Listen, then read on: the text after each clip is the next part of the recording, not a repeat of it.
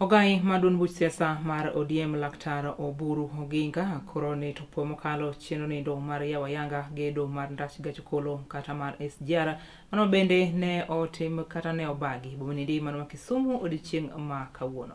Oburu mane lose kinde nyasi makamago ne okwa jatend piny Kenya William Samoei Ruto kachel koda jatend piny nindo ma Uganda Museveni mondo mi ginyal keto lalruok makende mar biro neno ni oganda ma pachkendi ka koriwo nyaka jolupo ena mataro mar Lolwe kachel koda jolupo ko komo ke piny mar Uganda okobedo koda ngikruok kendo nyal jiwo weche ko mago mag arita kwe e kinde ko magitimo chenro magi makiluwa ma pile pile. Your Excellencies, it became a very heavy thing to do because the explanation given then was that it was unviable and therefore it could not be financed and therefore it could not continue. Mr. President, you have invented a way of financing this project, and this project is now continuing not only to Kisumu but to Malaba and up to Uganda.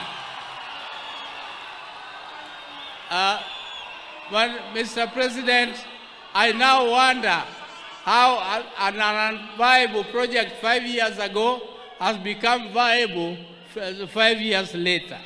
Lake of ours, Lake Victoria, a common user facility so that you can manage the security of the lake jointly with us.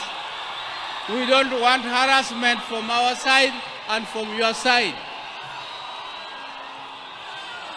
President Museveni, I plead with you and President Ruto, please make this a common user facility how it used to be when our forefathers were managing it without any conflict in the lake at all.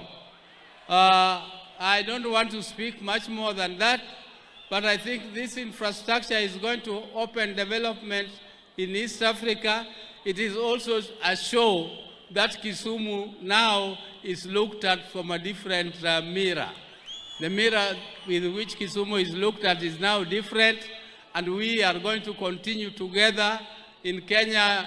Honorable President Museveni, we are working together in a broad-based arrangement with President Ruto in order to bring the country together, to bring this unity in the country so that we can continue to develop.